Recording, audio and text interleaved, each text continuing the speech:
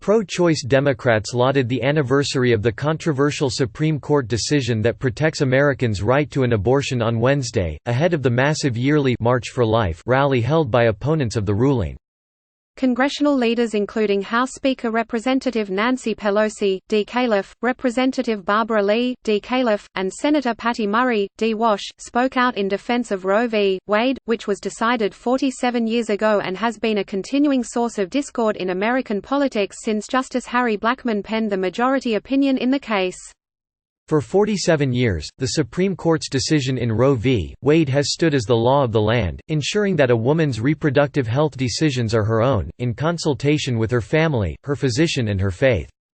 Pelosi said in a statement, "Women's freedom of choice is currently under unprecedented threat from this administration, and from Republicans in Congress and in state capitals across the country who are determined to insert themselves into women's private health care decisions. For millions of women and their families, this relentless GOP assault continues to jeopardize their future and threatens to undo decades of progress towards women's equality."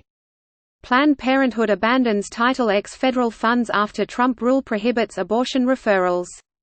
In a joint statement, Lee and Representative Diana DeGette, D. Colo, vowed to fight anti-choice politicians and policies like President Trump's so-called gag rule, which prevents federal funds from going to organizations that give abortion referrals. Today and every day, our caucus will fight with everything we have to expand reproductive rights and ensure Roe v. Wade remains the law of the land. Because abortion care is health care, and health care is a human right, the representatives said of the Congressional Pro-Choice Caucus, which they co-chair. Murray lauded abortion activists' efforts to protect the High Court ruling and parry efforts to limit or ban abortion coming from both Republicans in Congress and red states. But while there are many attacks on women's reproductive rights, there are even more, women and men across the country willing to stand up and speak out about what this fight means for them, and their families, and their futures, she said. In fact, support for the right to safe, legal abortion is stronger than ever, with more than 70% of voters making clear they do not want to see Roe overturned.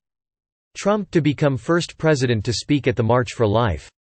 Murray's statement called back to the oft-repeated slogan, "Safe, Legal and Rare," which was coined by former President Bill Clinton and used by members of the party all the way through former President Barack Obama.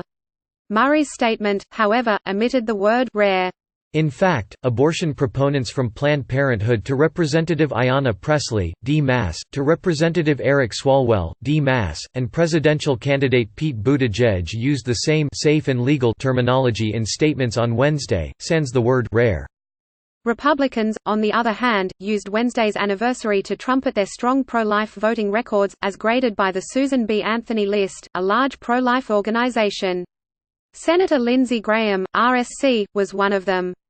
Senator Graham has voted consistently to protect the lives of unborn babies and infants as well as the consciences of taxpayers who don't want their hard-earned tax dollars paying for abortion domestically or internationally. Graham quoted the SBA list as saying as he released a statement on his A rating from the group.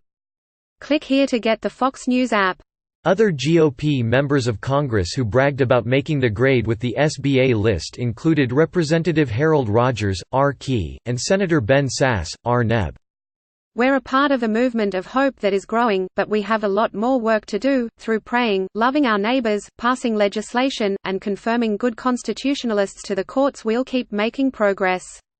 Sasse said in a statement, "I'm honored to receive a rating from one of the most respected pro-life organizations in our nation.